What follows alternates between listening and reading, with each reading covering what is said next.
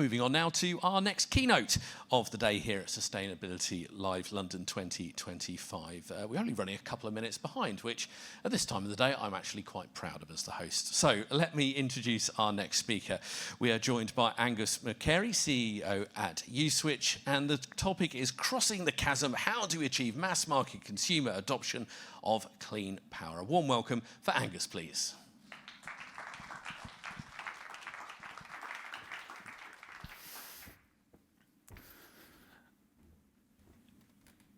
Good afternoon, everybody. It's great to be here with you. I've enjoyed some of the previous sessions, and I'm looking forward to talking to you about this important topic. Now, I want to start by asking you to have a look at these three objects that you see up here. And think about, do you know what they have in common? So on your left, this is the Electrobat. Hands up if you've ever seen this before. Okay, so this is one of the world's first commercial battery-operated electric vehicles. And it looks pretty old, right? And it is. So this is patented in 1894, I believe. And in around 1900, there were 600 of these on the streets of New York working as taxis. Fun fact about the Electrobat, I also gather that it was involved in the first recorded speeding incident. And the driver was arrested for doing 12 miles an hour in an 8-mile-an-hour zone. Hold that thought. Yes, these are electric vehicles on the roads of New York 100 years, but before 100 years of combustion vehicles, roughly, if we're going to round. So in the middle, anyone ever seen this before? Okay, we've got one hand. The Osborne Executive. I think this is launched in 1983 or 4. And if you took it in today's money, this is one of the world's first ever, we're going to have inverted commas around portable computer. In today's money, this would cost you about £8,000, which I would hazard, I've never held one, but is going to put it on the limits of the cost-weight threshold that most of us would be willing to tolerate today. And then on your right, we have the Segway. Oh, the Segway. This was heralded as the future of modern urban mobility. And today, if you see one of these, the chances are you see it either in a sort of wildlife park, maybe on an apprentice task, or there is the odd police force, I think, that still have these in operation. So why do I start by talking about these things? Well, the thing that they have in common is that they are all examples of, I would hazard, good inventions that never made it into a mainstream market. So despite all the ideas and good intentions that people had around these products, they never made it to the mainstream.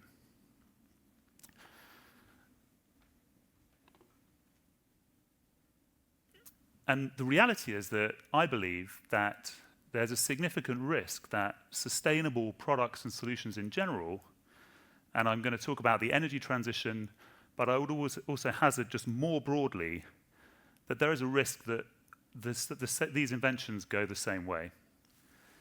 And with our focus at Uswitch, if you know Uswitch a bit or not so well, we're a big consumer brand. We're mostly focused on energy products, broadband, mobiles, these sorts of technologies. Our specialism has been driving mass market adoption of new consumer behaviors and new technologies. And we do that as part of a group of companies, RVU, that also includes Confused.com and others. So even though I'll talk mainly about energy today, I would hazard as sustainability professionals, we all have this challenge of driving some form of mass market adoption. Even just listening in on a couple of the previous sessions in here, I think we've already heard that very clearly today. So I hope that what we have to share isn't just about energy, it's also more broadly applicable in the worlds that you all work in. But we are going to start by looking at this question through the lens of the energy transition. So let's think about electric vehicles, solar panels, heat pumps. These are just 3 examples. These are not new technologies. But the question is, can we make them mainstream in the UK and in other markets around the world? Can we make them mainstream fast enough to achieve these ambitious sustainability goals that we have? Let's look at where we are today. So in the UK, solar panels, it's around 5% of households. electric vehicles is 5 to 6%, fully electric vehicles. Heat pumps, this is generous, rounds up to 1%. So even though we hear a lot of chatter about these things, it just goes to show how difficult it is for new sustainable technology to genuinely reach mainstream. And the same is true for consumer behavior more broadly. So all the experts agree that consumers are going to need to use energy very differently in the future as part of this energy transition. And as part of the government's Clean Power 2030 ambition, which is something I think all of us in industry share now in the UK, that requires 95% of electricity to move to being from clean sources. We have this ambition, but the reality is no one has worked out yet how to achieve that at any form of scale. And consumer participation is an absolutely fundamental enabler of this energy transition. And there are several reasons for that. So firstly, we in our households, we have to change when we take energy from the grid. We have to smooth out that daily demand pattern. This is true for businesses as well, because it is those peaks which will be the moments that require gas-powered, fossil fuel-based electricity to be generated. So that's the first reason. The second reason is that consumers are voters, and we need public buy-in to achieve these changes. And so a lack of consumer engagement and support is likely to make it almost unviable that we could have the level of political will over a long enough period that would be necessary to achieve these transitions. So the reason that these take-up stats that we're looking up here are low is because we are starting from a really low baseline in overall consumer engagement in these issues. So, bring it to life with a few other examples. 63% of households, I hope maybe not quite so many of you in this room, are buying their energy from essentially on the standard variable tariff that is the price is set by the regulator, haven't even made an active choice about the price structure under which they want to buy energy today. 2/3 of homes now have a smart meter, only 2/3 in the UK, so we still have a third who don't.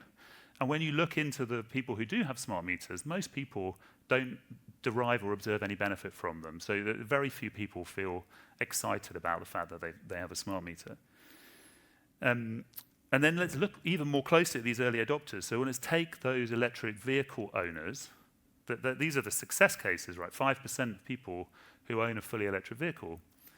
The majority of them are not on an energy tariff of the people who charge at home that would get them, for instance, cheaper rates when they're charging that electric vehicle. And there's a decent portion of them, about 1 in 5, who actually don't have a smart meter in their property, which means they couldn't, literally physically couldn't, take an energy product that would give them different prices for charging at different times of the day. So that's not just an opportunity for individual savings, that a missed opportunity is also a growing problem for the whole system, because as we project this forward, we can't have a situation where we have millions of electric vehicles sitting on drives charging at 6 p.m. in the evening. And think of the pressure that would put under a renewables-driven electricity grid. So before we get too depressed about it, I think there are some signs of life, and I'm hoping over the course of this discussion and the things I can share, I think we can plot a path through how we can improve on this, but we're coming from a low baseline. Example of a glimmer of hope. So at USwitch, for about 10 years, we've collaborated with YouGov on the biggest annual consumer energy survey index in the UK. We've got a lot of long-run data on that, 15,000 odd people each year over a decade.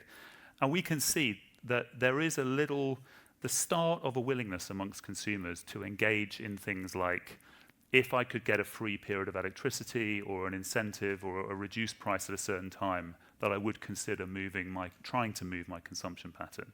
But as we all know, what people say and what they do is not necessarily one line up with the other. So we can't mistake any of these signs of early interest in in time of use tariffs or low carbon technologies. They're not proof that we know what will work for customers at scale. So I imagine many of us are familiar with this principle of the adoption curve. So I discovered through the research on this that it's actually 1962 There's a sociologist called Everett Rogers. He wrote a paper or book called The Diffusion of Innovations, and this was the core idea of that work. He outlined this technology adoption curve, and he divided consumers into these 5 groups based on how quickly they might be expected to start to use a new technology. It's amazingly timeless, really, how old this is, but how relevant it feels to today, I think. So the first 2 groups, if you're familiar with this, innovators and early adopters, over there on the left, they constitute the early market for any new product. These are the first people to adopt a new technology. They are more likely psychographically to be risk takers, technology enthusiasts, not just necessarily digital technology, but the technology itself. They often come with some level of financial fluidity, which I think is a polite way of saying they're willing to pay a lot more for the benefit than other people might be. And so they are the first people, and they typically represent 15-16% of a population with a remarkable consistency around that sort of distribution. Groups 3 to 5, I would hazard, is what we're really interested now in the energy transition. It's the early majority, the late majority, and the laggards. And they constitute, by definition, the mainstream market. That's 84% of people who might ever go on to buy a particular product or adopt a particular behavior. So the first of these groups, that early majority, this is the tipping point of technology adoption. If that group of people adopt a technology or a new way of doing something, there's a decent chance it can generally go on to become mainstream. So think about products that you use every day that have got their cars, televisions, smartphones. And conversely, if they don't adopt a given technology, it's highly likely to become niche or extinct. So we're back in Electrobat and Osborne Executive and Segway territory.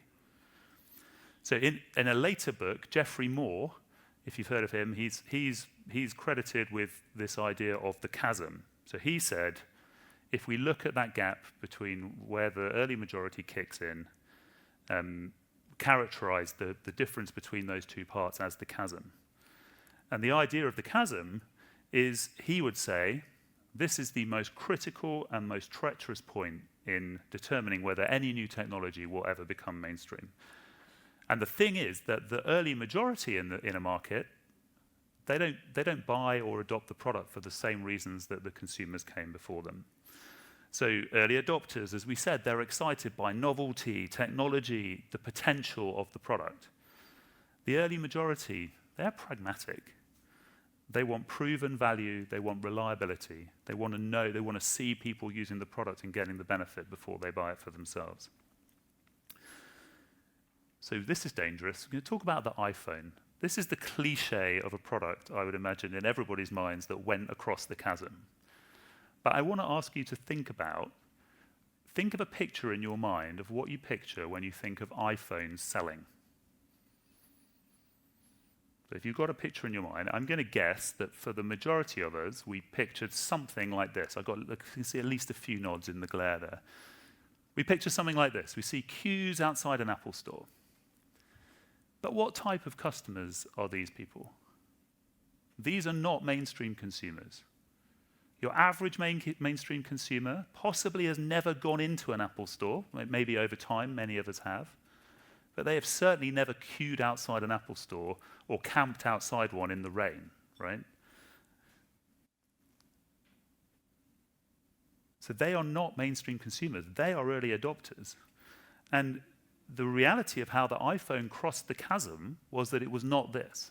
This was necessary. This was amazing hype around this new technology, particularly in those early days. We're going back to 2007. But what really took the iPhone across the chasm was their affordable distribution, affordable monthly packages and distribution through mass market channels. So it was the moment where I didn't have to pay £1,000 and something in a one-off transaction for a risky piece of technology, but I could buy it from a retailer, from a network operator, from Uswitch, on an affordable monthly basis where I could trade off some of the, obviously it was probably more than I used to pay for a phone, but I could fit it into my budget, £30 a month, whatever it would have been back then. So we know about this because we were involved in that process at Uswitch. Many people came to us to look for deals on iPhone, mass market consumers, not those early adopters. And so we need to think about the iPhone as an example of what worked for mainstream adoption, but also we need to recognize that this is not typical. Most products, many products, fail to make that transition. And normally it's because some element of either the messaging or the product, the strategy that sat behind it, or just the straight cost of the thing never made it to the point where the mass market equation worked out. And that's something that I want to believe can't happen to these clean technologies that we've started talking about here, that we're considering all day long today over the course of this event. Because if that doesn't happen, it's very believable that our planet won't be inhabitable in the future. Now, I don't know about you, I imagine many of you in the room are parents. I've got teenage children, they're great. They are very fond of telling me, knowing that I work in the world of energy, that the energy transition needs to happen now. It shouldn't happen in 10 years' time or 2030. I mean, that's an impossibly long time away for a teenager to imagine, but we don't want it to happen in 20 years. We don't want it to happen in 30 years. We don't want it to happen in 40 years. We want it to happen now. Now, if your teenagers say that to you or the equivalent, my advice is you should start by asking them whether they turned the light off in their bedroom this morning, because I know in the case of mine that that's also part of the energy transition. But they do have a point, right? It can be done, but the pace is not fast enough yet. I feel impatient towards wanting to, as an industry, for us to move these things forward faster. And so that's why it's vital that we think about this chasm and we confront the reality that many of the things that we're passionate about may never make it across there. And then the question is, how can we as an industry, us as professionals in these spheres of influence that we work in, how can we maximize the likelihood that we take our solutions, our changes, our technologies over this chasm? Now, at Uswitch, I think we're privileged to have quite a unique insight into what motivates consumers to make these kinds of changes. So we've been in the market for 25 years here in the UK. It's actually just coming up to literally our 25-year anniversary. And we started all the way back at the beginning. We cut our teeth on helping consumers find energy options, energy deals is where we began, and sort of driving a mass market behavior that has now become, a fairly established part of everyday life. The customers who come to us to compare their energy in any given year, they represent about a quarter of the UK domestic electricity or energy grid overall. So although we don't provide the energy directly, we don't sell it to them, we are on a scale equivalent to any of the largest energy retailers in the UK. And we're also the first brand that most Brits think about when they think about making a choice in energy. So when you add all of that together, we get unmatched insight into what actually drives people to make a choice, make a change, through our website, through the products and the services that we offer. And our experience of what it takes to take technologies over this chasm, we've tried to boil down into some things that I think are true for energy, but I also think would be true in other sectors too. Now, funnily enough, if you're in the last session, I'm going to talk about Cs. I've actually never met the speaker who was here before, if you were here, but I think she was also talking about Cs, and some of them are the same and some of them are different, which is interesting. So in our case, I'm going to talk about the 4 Cs of how we take technologies across this chasm. So, as I share these, hopefully some of them will be not a surprise, at least some of them, and maybe some of them will give us pause for thought. They are very intentionally in a specific order, and they are in the order of what our data and our experience says are the true and real motivators. So the first, I would hazard, is not an enormous surprise for anybody, is cost. And the simple summary of this is that mass market adoption of new technology or new behaviors only happens when cost-conscious consumers have a money motivation to move. A money motivation to move. And so it is absolutely essential in any field of sustainable behavior change, or in our case, in the energy transition as an industry, that consumers understand that this transition will drive down bills and not increase them. And it is really easy to say that and hard to deliver it, but that is what mass market consumers need to hear and believe and experience in order for it to get these things over that chasm. So that's the first one, cost. The second is convenience.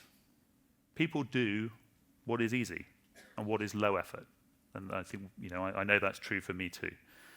So if, for example, you go back to that heat pump example, if anyone has bought a heat pump, it is not an easy process. It is a difficult process. And there's reasons for that. The technology is complex. A lot of it is nascent, even though the actual, the product itself is not necessarily new. And so until those sorts of purchase processes become more convenient, even buying a boiler is not straightforward, but it's probably a bit less intimidating for the average consumer on the street.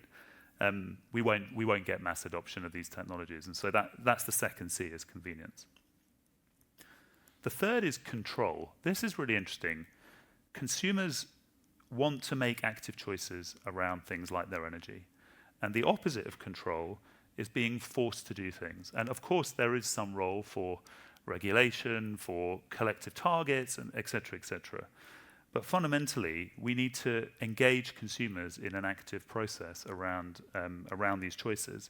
And the reality today in the UK energy market is that most consumers we sort of fail on this first hurdle. So as I say, most people are still buying their energy on a standard variable tariff where the price is set by a regulator. And we had the small matter of an energy crisis, and a lot of people are relearning that behavior of an active choice around who their energy provider is, what's the right package and product for them. And so that's going to it's incredibly important today, and it will become even more important as the complexity of choices increases. And then the final C, and it is the last one, is what we'd call conscience. And of course, there is a higher purpose, and there is, even in the future, to some extent today, the avoidance of guilt or shame from making a choice that is a good choice in the right direction, not just for your own interests, but for something more collective. But the reality is that many green marketing efforts completely fail in this context of crossing the chasm because they talk to people in a language that doesn't hit their motivators. And so based on these 4 Cs, these things that we've observed, as it relates to energy, we've got a pretty clear to-do list as an energy industry, and so we are by no means done on these 4, and then I would say that's why we are still in the early stages of adoption of the technologies that we began by considering. So I want to share a few thoughts about energy specifically on that. So the first is on cost. We have to invest in more incentives. And that isn't just saying the government needs to write the bill in subsidies. That is all participants in the energy industry. We have to create stronger incentives for consumers to get a cost benefit out of making a choice which is also a sustainable or clean power choice. So we need much more creativity, built-in incentives around how the retail market guides consumers to the right sorts of products. It's going to mean electrified options like heat pumps and electric vehicle tariffs, they have to become more affordable because they need to encourage that shift to more dynamic tariffs and reward flexibility, demand flexibility in the way consumers operate. On convenience, we have to just make it easier for consumers to make these choices and to change their energy habits. So we have to deliver much more digital innovation that helps to also lower bills. We have to push into things like time of use tariffs and all of the related technologies. Just, for instance, forcing people to have a smart meter in that last third of the people who haven't yet got one isn't going to be worth anything. We have to create a reason why your smart meter doesn't just add up your bill, but also brings your bill down. But fundamentally, we need to unlock the data that lives in smart meters so that people get access to easy benefits from it. I mentioned control, as I said. We have to give consumers many more active choices around how they do these things so that behavioral change is something that comes from them rather than just gets done to them. And finally, on conscience, we do need to talk about green, but we need to do it after the other boxes have been ticked in our marketing, in our product development, in the solutions we put together. And of course, we need to operate from a basis of believing that there is a strong moral and societal case for more sustainable solutions, but we have to do it through the lens of having already helped people understand why financially it makes sense for them. And I do believe on the conscience point, I don't want to come across as someone who doesn't believe in the sustainability argument. I don't think I'd be here if I did believe that there is a future where people, there can be a social expectation of doing the right thing.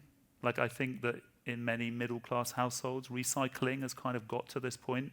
You feel a little bit guilty if you don't put the rubbish in the right box or container, or if you were the one who you walked down the street. Like, I live in London, and all the recycling's out on a certain day. If you didn't have your recycling box, if you just put it all in your bin bag. And so I think we can get to the same place on these wider clean power choices, but we have to recognise we're very early in that process today.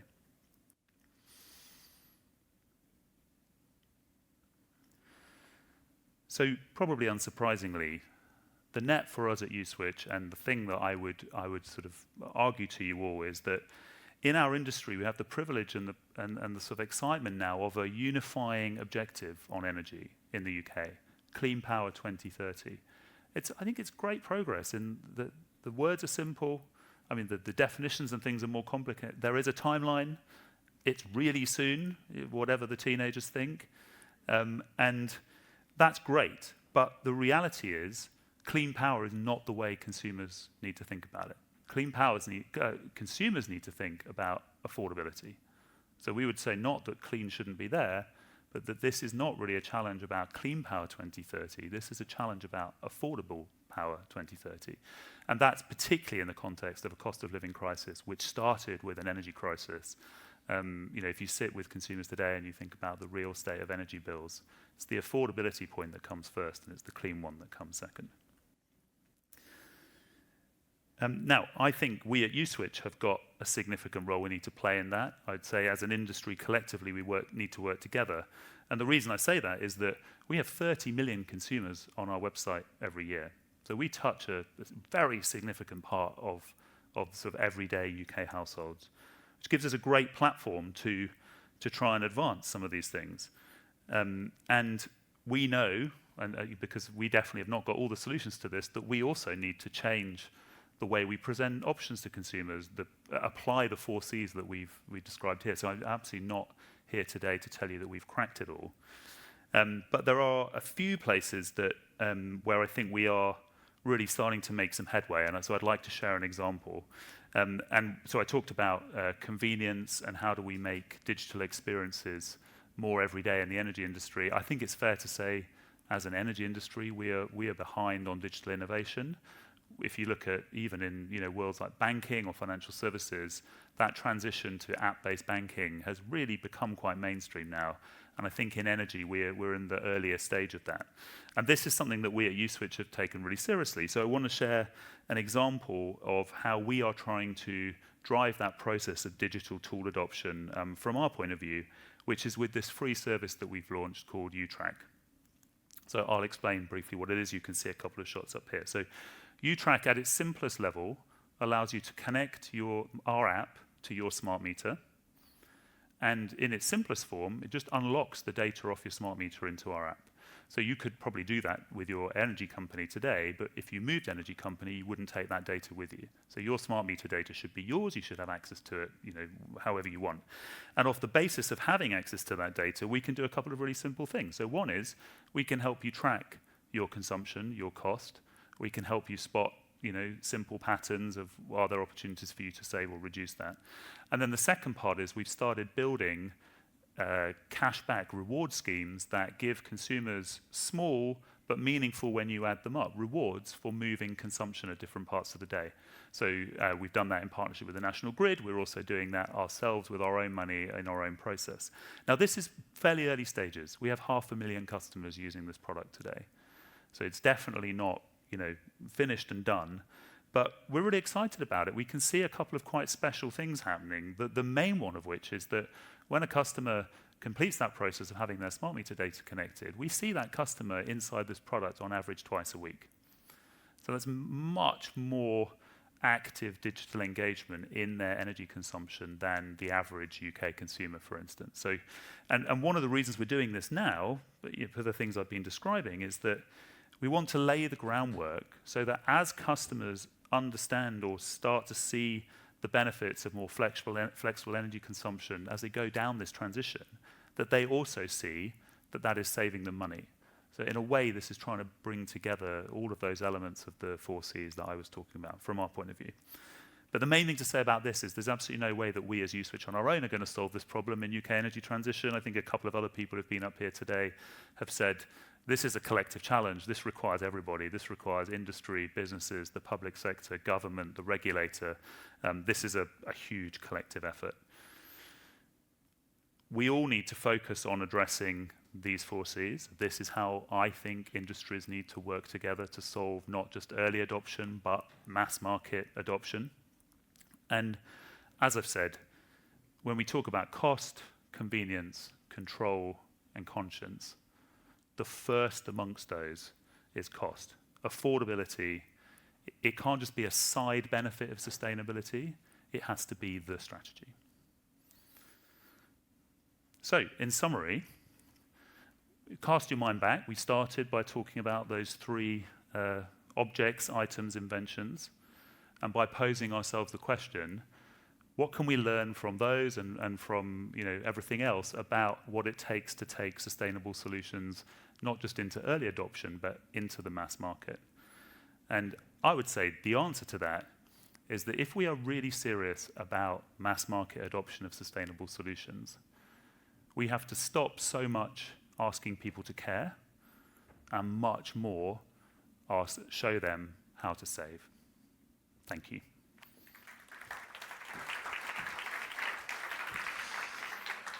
Thank you very much, Angus. Just referring to your sort of teenage children, I'll regale you with a tale of mine. If you ever want to feel old, my daughter said for Christmas she wanted some of those disc things.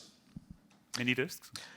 Oh, I wish. CDs, and trying to see a 12-year-old open a CD case made me positively feel ancient. Anyway, are there any immediate questions for Angus based on that? Very quickly, we've got time for probably one just in the middle here.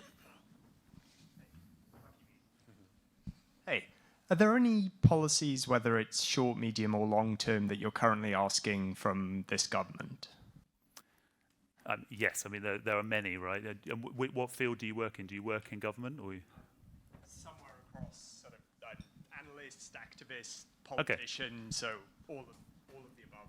Yeah, so I think the most important thing for me to say as sort of representing for the consumer side of this transition is that there is a huge role for policy and for legislation, obviously, right? So I hope that's come across. I don't mean to imply that that's not the case. And so, for example, if you think through the lens that I've advocated today, and you think firstly about the challenge of cost in driving clean power for consumers, an example of a policy that really needs to change is the way that gas and electricity prices are so the way the prices are set, basically, for those units of power.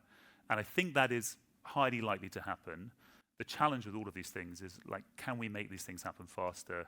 How do we make sure, essentially, the transition to clean power, where the economic benefit is for consumers in the medium term, is in the removal of reliance on wholesale global gas. That is basically where the energy crisis came from. So whichever your political leaning, whichever party is in power, nobody actually has another solution to how the bill comes down on a 5-year timescale than decarbonisation and electrification. And so to enable that, we have to make sure that the whole system works in a sort of electricity-first way. But that is not without massive challenges in that there are households who would really struggle to move off gas if, for instance, we just moved the levies off electricity and onto gas.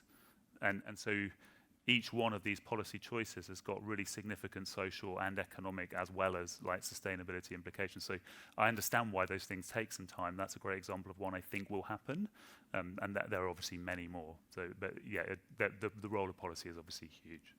Thank you very much for that question. Well, we are going to wrap things there before we go into our last panel here on day one at Sustainability Live London. But for now, a huge thank you to Angus McCarey, CEO at Uswitch. Really enjoyed your presentation. Thank you. Thank you.